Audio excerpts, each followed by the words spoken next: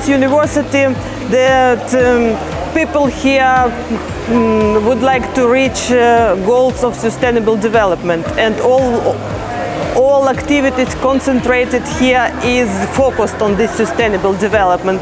So thank you very much again. I wish you good luck in innovations and looking forward to cooperation. And today the tour to Sunway University was also very enlightening, and we learned a lot about how to set up a lab, and also thank you IFERP, and looking forward to more events with you.